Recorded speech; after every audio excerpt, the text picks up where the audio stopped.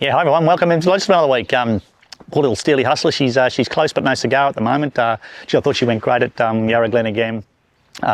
Jumps, shows good speed and really battles out well. The horse that won the race was going to go straight past her and beat her by 3 or 4, and she sort of stuck her head out and kept trying, and even she was holding a gallop going to the line, so we might even back her up this week. Let's talk about this week. Here's our runners.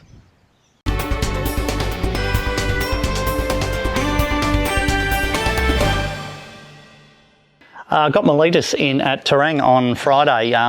He raced first up, went terrible. We changed his training regime about a fair bit, and we trialled him the other day at Geelong. He trialled up super, so he's all ready to go again. And so he'll go to Terang on Friday in a mile race. He's drawn perfectly, drawn out wideish, so he can just sort of begin, find his feet, then roll forward.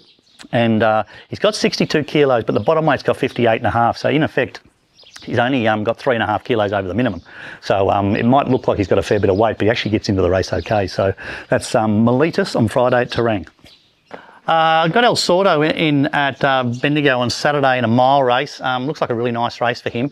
He just needs to get a runner. He's going to be a fair way down in the order, but he was pretty disappointing the other day, and the jockey said that his breathing wasn't all that good. So we've changed a bit of gear on him, and his gallop through the week was great with just a tongue tie on. So we're hoping for a real good turnaround in form. So that's El Sordo at Bendigo on Saturday.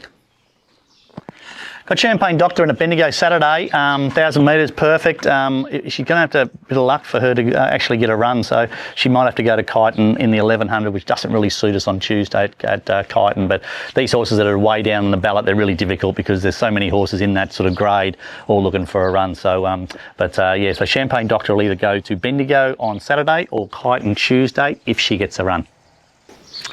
Got Steely Hustler in at Ararat on Sunday on a quick backup from last week. Look, she's in great order. She raced really well both starts this time in, and I wouldn't think this race is going to be all that much stronger. It just depends on whether we back her up quickly or not. Got a lot of hot weather through the week, so she'd want to be bouncing out of her skin on Saturday, but we'll accept with her, and if she draws a nice gate and she's okay, we might back her up on Sunday. That's Steely Hustler at Ararat.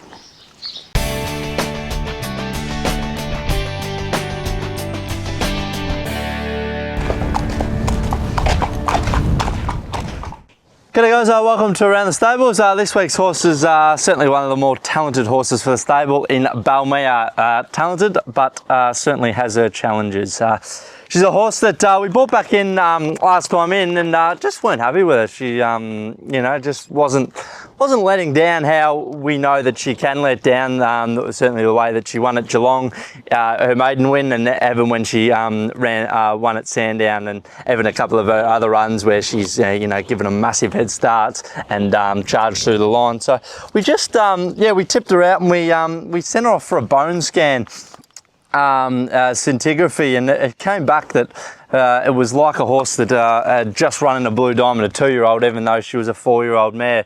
She came up with sort of essentially hot spots all over her body. So we chucked her in the paddock for 6 months and gave her a really long spell. She's a horse that's never had that really long spell, so I think it's done her the world of good. She's grown up, she's put on a lot of condition, grown up, looks like a bit more of a mare now, and yeah, hopefully that spell is something that can repay us later on at the races. She's a horse that she probably only just needs to begin with them and not be, you know, missing the start by 4 or 5 lengths, because the way that she charges home is quite remarkable, given the start that she's giving nice horses a head start and still being able to get, you know, reasonably close. So, and she's been back in work about 4 weeks now, so she'll be ready for a trial in a few weeks' time, and hopefully she can trial it well, and we can get her the races. But obviously a horse that we know has a lot of talent, just needs to put it together on race day, and hopefully that's this prep.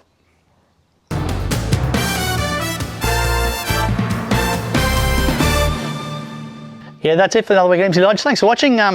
Busy sort of week, a few horses getting around. Interesting, the Geelong Racing Club's put in a new grass gallop track. We're going to have our first trials on it on Wednesday, so we'll bring a bit of footage next week on that and see how it fares. We should have a couple of horses trial on it, so it'll be really interesting to see how it holds up. They've been sort of galloping on it now for the last couple of weeks, and it's got all the ticks, so we're going to have our first lot of trials on it on Wednesday. So it'd be good to have a full-time grass trial track, so we don't have to trial on the synthetic anymore, which is great. What else? See the Sydney Classic sale finished up. Prices sort of held their ground from last year, so you know you still need probably 80,000-90,000 to buy a horse out of that sale. So prices are still up. So the next lot of sales are Melbourne Premier.